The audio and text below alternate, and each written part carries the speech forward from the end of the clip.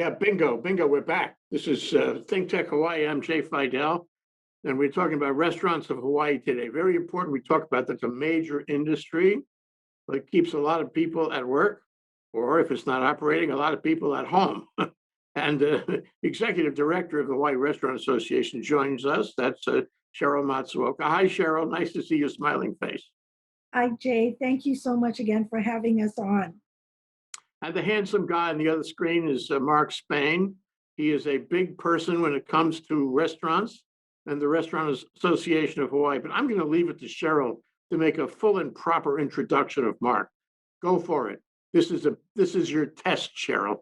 Yes, I would love to introduce Mark Spain, who is the Small Business Administration District Director for the state of Hawaii, the territories of Guam and America Samoa, the Commonwealth of the Northern Mariana Islands, the Federated States of Micronesia, the Republic of Palau, and the Republic of the Marshall Islands. Wow, that is Mark Spain, and he has been amazing. Jay, the reason I wanted to invite Mark back again today was, as you know, on May 3rd, the Small Business Administration started accepting the Restaurant Revitalization Fund grant application. And that fund had $28.6 billion targeted to financially support small food service operations. And that includes, the bakeries, the coffee carts, anybody who's in food service. Since then, a lot has happened. And I wanted to bring back Mark to Yeah, no, that's totally appropriate. Yes. Yeah. So, Mark, this is time for you to tell us how it's been going since we spoke a few weeks ago. This is a big thing. It is, Jay, and we're very grateful. It's been a good team approach. Sometimes in government, operating systems are not maybe the most efficient, but we've been operating at what I call NASA standards, where we are basically making sure that the platform is operated smoothly. The critiques that have come in from our recipients of the grant and what we really refer to as the awards have been very helpful to let us know that our system has been well received. I think it's very clear that our brand is to produce from the time the application is received. Within 14 days of actually looking at the application, we're able to then say, yes, it's suitable, it's an eligible award, and it's then funded into the local bank as prescribed by the applicant. We do know this, we do know that the applications that have been received so far from the priority group of the social and economically disadvantaged, the women-owned businesses and the veteran-owned businesses more than likely will fully consume the $28.6 billion. So we're hopeful that Congress, as I'm sure they will, fund another appropriate amount to meet those that are not in the priority group, but are very substantial. I would say for every application that we have in the priority group, there are 3-to-1 ratio of those in the non-priority groups. So we do have a heavy demand. We're hoping that Congress will consider and provide next week. My opinion, as I read the open press, that the Hill will definitely provide additional money so all can be served through this very effective platform, Jay. So who again is in the priority group, and what again is the status right now, the pipeline of money? Right now, the pipeline of money, of course, is $28.6 billion. And I'm looking at what is basically essentially the full consumption of the pipeline will probably serve the whole needs of the priority applications we already have in the pipeline. And that causes me to think that Congress will have to appropriate more money. So we don't have, and I repeat, don't have what happened to the PPP program last August when it stopped, and then we didn't have relief for those that needed PPP until January of this year. I'm hopeful that Congress has learned from that experience that this very popular program, as smooth as it's operated, let's continue to have the positive experience with it by making sure it's adequately funded, Jay. So have checks been actually sent out and received by members of the priority group? Yes, we already know, and according to the talking points, I'm going to provide to you probably statistics along with Sheryl toward the end of this week, what we call the updates. Yes, we understand right now that close to 37,000 approvals and disbursements have occurred. Some of them have occurred as early as the middle of last week. And from what I understand from talking with Sheryl anecdotally, that the monies are arriving in the accounts, and we're proud of that fact. But we know that we have some bad actors out there, Jay. We've had people who aren't really in the food delivery business at all. But what we learned from the PPP platform was the ability to filter those bad actors out. And that's been a good thing so that we don't let our reviewers, the manual reviewers, be delayed in terms of getting these applications and then later funded for deposit into the accounts of the small businesses that we are serving, whether it be food trucks or be it restaurants. So if I look at the Hawaii landscape, I look at the constituencies in the Cheryl's Restaurant Association. What kind of restaurants does it include? Well, if you look at the restaurants.sba.gov, you can get a complete list for your viewers. The key thing is it excludes three things. It excludes any publicly traded restaurant organizations. That's number one. I don't mean franchises, but restaurant organizations that have more than 20 locations. Those are the two that are excluded. The other thing, I'll give you another example. In Las Vegas, you have casinos. They cannot, if they have a restaurant inside their operation, they have to at least contribute 67% of the revenue for that casino, or it won't be eligible. So restaurants at this point are typically going to be outside of what we call major facilitators. Hotels that have restaurants however, been accepted. So we do find that we're getting some decisions made on eligibility because of how we've designed the system to be algorithm based so that we don't have a lot of people making manual decisions. But so far, we have food trucks. We have people. I just visited a farm behind Kaiser High School on the weekend. They have a food access to the front of their property, which is on a street there in Hawaii Kai. They're eligible. We also have people in the farmers markets where we're going to be helping them in the coming week, how they can be also considered as eligible. And many of them have already filed applications because they go to a farmer's market in Waipahu or they go to a farmer's market in Ewa, and that's where the primary source of their revenue comes from. So it's been a broad spectrum, if you will, of applicants that are approved. The way it works under the algorithm, how much does a restaurant get? Well, roughly in terms of a range of possible dollars. I'll give you a good example. Let's assume that restaurant A, let's say they had a full operational year in 2019, and they had a less than stellar year in 2020. Let's assume that in year 2019, as proved by their own tax return filing, which we use line 1C, if you're dealing, for example, with a profit and loss statement, we are looking at about $1 million, let's say. And then we look at 2020. They haven't filed their taxes, so they give us the P&L up through March 11. And we have found that they have maybe $350,000 in revenue. The difference between those two numbers will typically be the award. Okay. So Sheryl, is this helping your members? What kind of feedback have you had? Absolutely, Jay. I wanted to give a huge thank you to the Small Business Administration and Mark and his team. Everyone told me on that day, 3rd, when they uploaded all their forms to the portal, it was seamless. It was just so smooth. Everybody's experience has been positive. I had one gal that was talking to me till like 1 p.m. But other than that, she was doing things in between, trying to pull her records. She all was uploaded.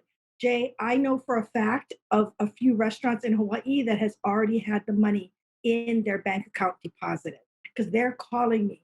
Tears. So happy that they got the money. Fabulous. Really good. So, and this comes at a time, Mark, when the CDC, Rochelle Walensky, has indicated that you don't have to wear a mask. Now, that's not quite complete in Hawaii, which is okay with me. But the fact is that people generally have the sense that we've been through the worst of it. And indeed, people have the sense that it's time to go back to restaurants. I say this only because I've gone back to restaurants. So, and that is really something. I had company visit me, and therefore, what are you going to do? You gonna sit around and watch the same cable movies? No, you have to go to a restaurant for sure. And that, it's a congenial social experience. You can't do without it. And so, while my brother was here, we went out to a number of restaurants. So this somehow is an interesting intersection that you have the revitalization fund money coming in.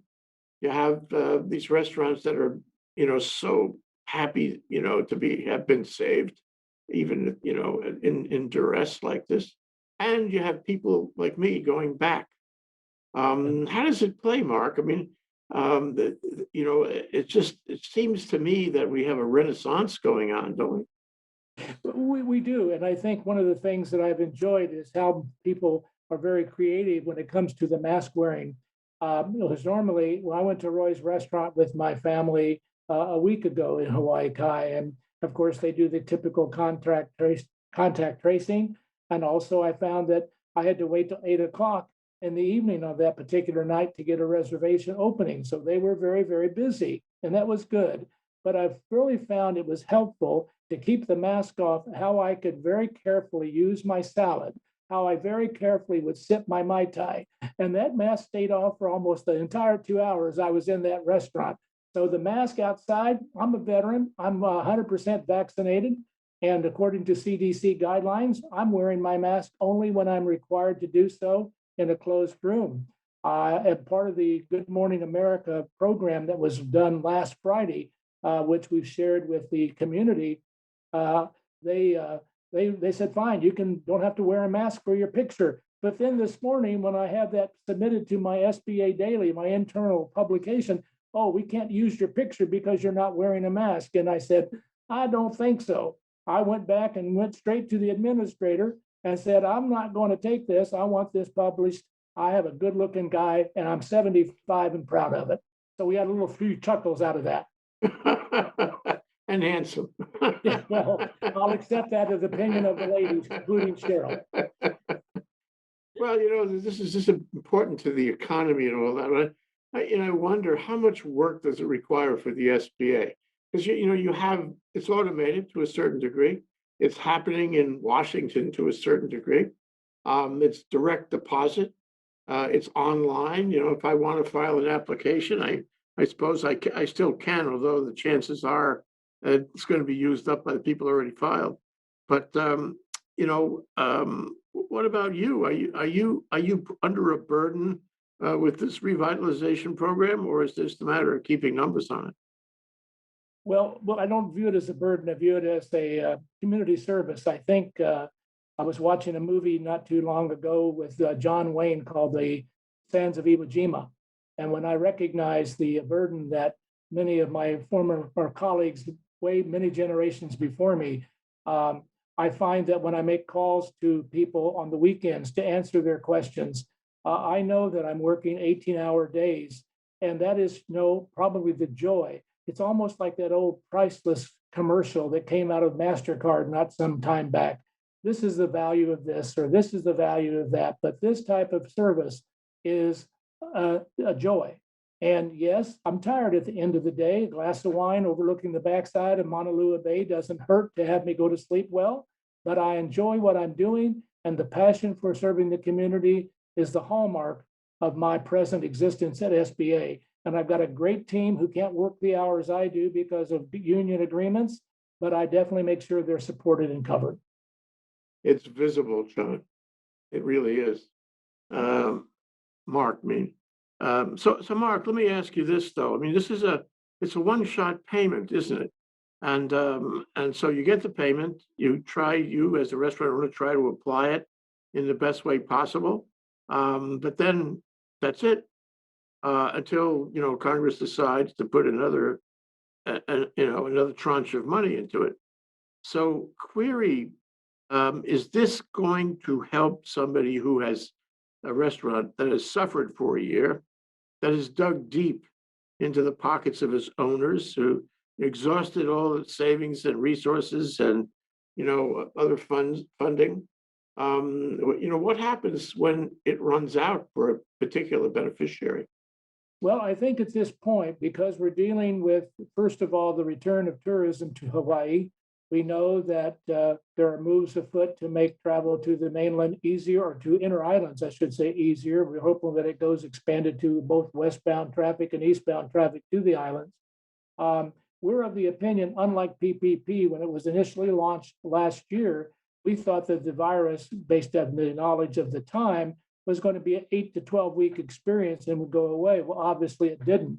I think the timing of the Restaurant Revitalization Fund is going to be, shall we say, seamless with the recovery of the restaurants in their business day as we move forward. And I think as Governor Ige will listen to those county and mayors across the state, that hopefully opening up sooner will even make the restaurants more comfortable that this money from the Restaurant Revitalization Fund will be sufficient. One caveat, though, Jay, it has to be funded with more money to meet all the needs of the nation. And there are speculations out there, it could be anywhere between $100 to $130 billion more to meet the need. And I'm of the opinion that Congress is hearing that message. Hopefully they'll act in a timely manner. Yeah, yeah, those guys have to eat too, you know. Oh, yes. They like restaurants. But let me ask you this, Sure. another related issue, Mark, is, what about the normal ebb and flow of SBA loans, of SBA benefits that you provide the public, and for that matter, the restaurant industry, while this is happening? Before COVID, the SBA was linked at the hip with restaurants, with the Restaurant Association, restaurant industry. What about the normal ebb and flow of SBA benefits, loans, what have you? Is that continuing, or is that on hold? No, it is continuing. I think what we're seeing is obviously those that have been impacted mostly from the hospitality industry have found maybe a closer scrutiny of their particular, if they're going for a 7A loan, which is the normal business mix of 4 different products, or what we call the 504 loan, which is used by our local CDC called HEDCO, where they do 40% to a debenture and 50% is done by the bank. Typically, those have continued to be done by our major banks involved with the 504 and 7A programs.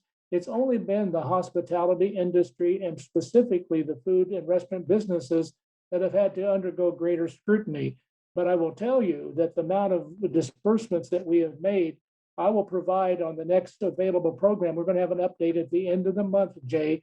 You would be surprised. We've done more loans in terms of transaction counts in the last year and 15 months than we've done in the prior 30 years of activity. Good for you. Good for you.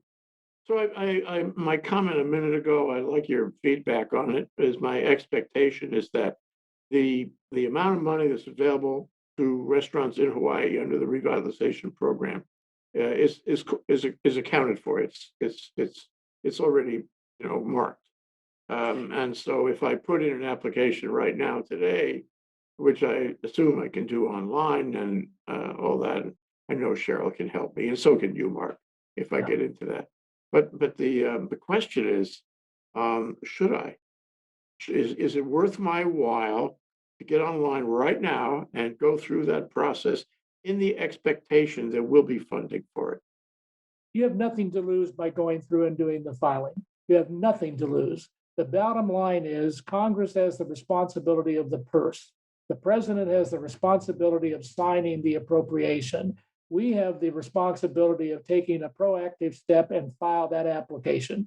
I know that right now, and talking before we went on live, that the number of applications in the queue are right now approaching over 200,000 or more. I don't have the exact number. The White House keeps those numbers pretty much to itself, but in the press and the public domain, that tells you the amount of applications that have been done.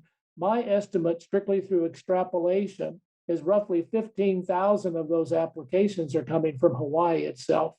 And so that would be a mix of both the priority group as well as the non-priority group, okay? But what we really have to keep focused in terms of our congressional delegation, and this means the media as well, is they've got to talk to our Congress professionals and say, senators, And congressmen and women, you need to make sure that the money for the RRF does not lapse. And that needs to be expressed in terms, no matter where we are. It could be Kaimuki, it could be Kalihi, it could be Kapolei. It has to be understood by our congressionals that this is a need that won't go away. And how sad it would be if we don't have that funding become seamless. It's like a quilt, as I was telling Sheryl earlier. We've got to keep the quilt on the bed so that everyone can get a good night's rest of having worked very well in their restaurant. Seamless. Hey, Cheryl, it seems to me that COVID is not the last COVID. I mean, our shows about the pandemic revealed to me that we live in a time when we may be able to beat this COVID here in the next several months, knock wood, but there'll be another one, and it'll be similar, and we have to be prepared for it and all that. So my question for you, and despite the fact that you've had conversations with some of your members where they have been very appreciative, and this is life and death for them to have this revitalization money from the SBA. But my question is this something that you think we ought to do going forward? For how can we help restaurants in times of crisis? Because there will be other crises. I could start ticking them off. It goes from bad weather, all the way to pandemics. And restaurants always suffer in a crisis. So what can we do going forward?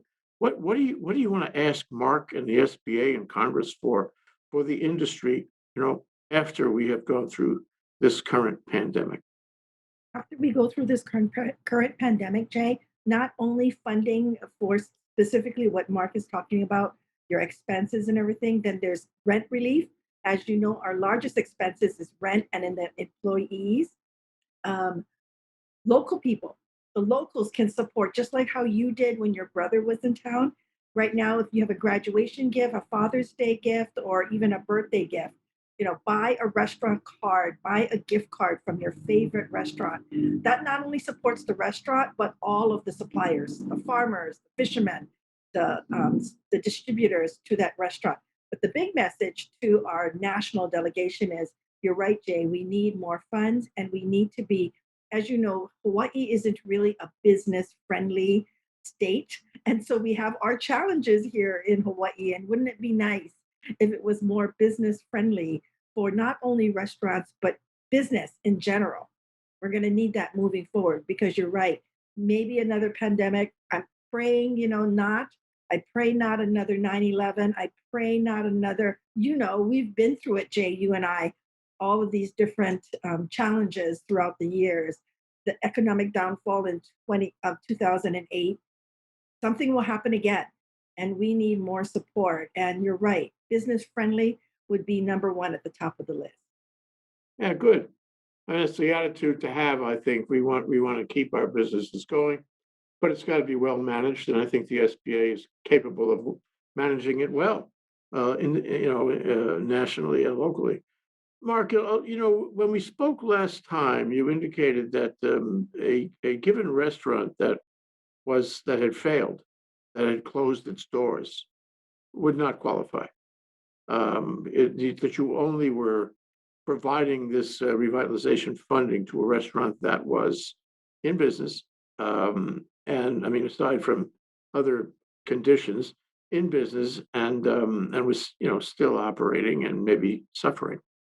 So I'm thinking of the group of restaurateurs now that did fail, because Sheryl and I have talked to them, and it's really sad sometimes.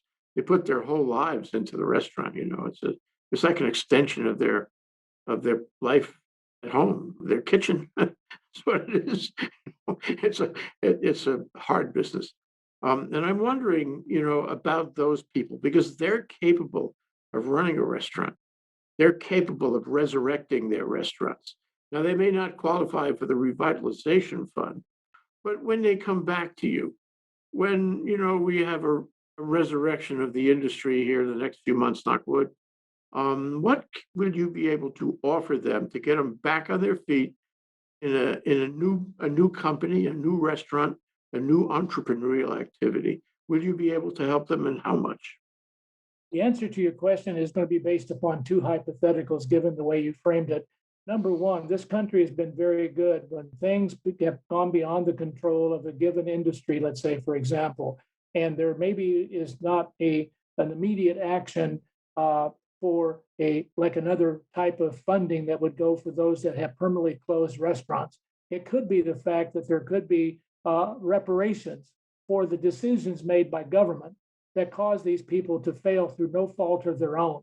I would not be surprised, based upon the current mindset, if we have the American Rescue Plan, we should have an American Reconsideration Plan for those that suffered dramatically during this pandemic.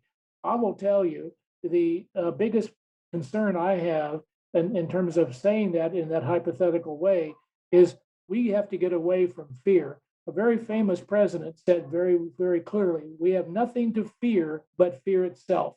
And when I look at other districts that I collaborate with, like I was in Mississippi not too long ago, and I was also through Texas, I find that the restaurant industry has not suffered as dramatically as those that have been in states more like ourselves, California and Hawaii. And I think that reparation mindset, I think, will come full force into government. And I'll tell you why. The 2022 elections were not that far away. So I have a feeling that if SBA is given some latitude in how it applies, or the banks themselves have some form of guarantee support that could bring what I call the reparation class back, that may be the way we will see those that have been permanently closed, at least for now, will have a chance to reopen. And maybe it too will be a different kind of renaissance, Jay. That's how I feel about it today. Oh, that's good of you. That's altruistic, I think, beyond the call.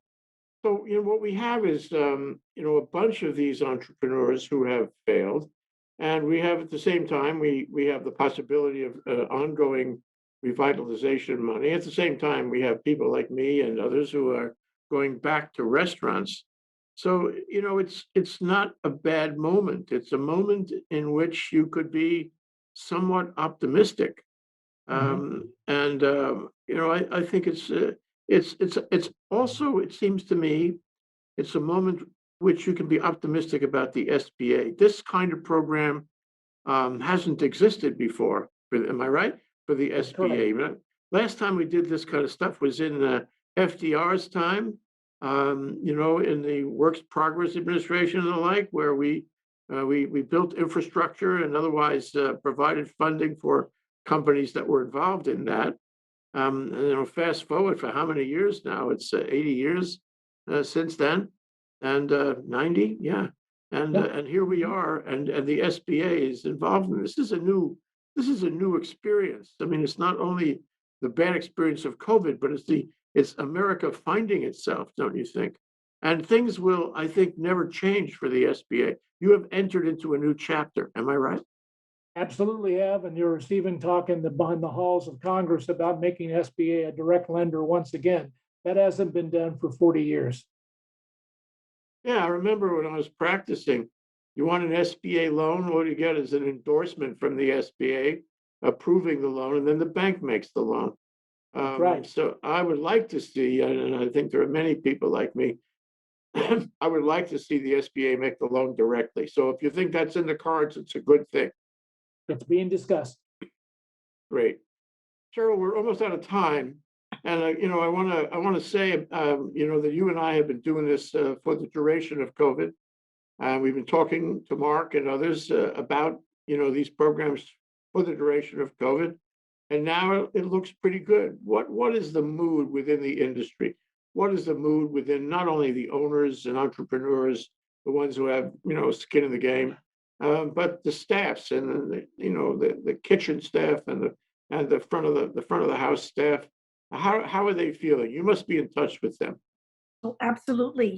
They saw with spring break, April sales were a little better than the previous March and February. And then now it's May with Mother's Day. They saw a big resurgence of people coming back to the restaurant. So they're really, happy in the front of the house, the servers, the kitchen, they're so happy. But that trickles down to now we can order more food from the farmers, produce, local fisheries. We can support the local industries. But Jay, even though we've seen the uptick in March, April, and May, that still doesn't even consider the huge hole that COVID left in 2020. Huge, huge hole. And we're still digging ourselves out of that hole, Jay. So we're hoping that come this summer, we see the tourism return and we see things get back to normalcy. Today I saw in the news that we're going to open back up schools, in August. So we're hoping everything gets back to normal because we still need to dig out of that hole, Jay. And we're hoping that people will come back out to the restaurants or, like I mentioned, buy a gift card or order a takeout and support our local restaurants. Absolutely. But as a community, including the revitalization program and the Restaurant Association, I think we can't let complacency get ahead of us. We still have to be somewhat cautious. We have to watch the science, watch the CDC. We have to watch the numbers, in order to avoid, the kind of experience we had last year. We weren't paying enough attention. But you are, Mark. Thank you very much for paying attention. Thank you for your diligence and commitment on behalf of the SBA. And Semper the same, Fi, Jay. Semper Fi, Semper Paratus, if you don't mind. You bet. Thank you, Sheryl. I really enjoy the shows that you put together. It's an important window into the essence of our economy. Thank you very much. Thank you. Thank you, Sheryl.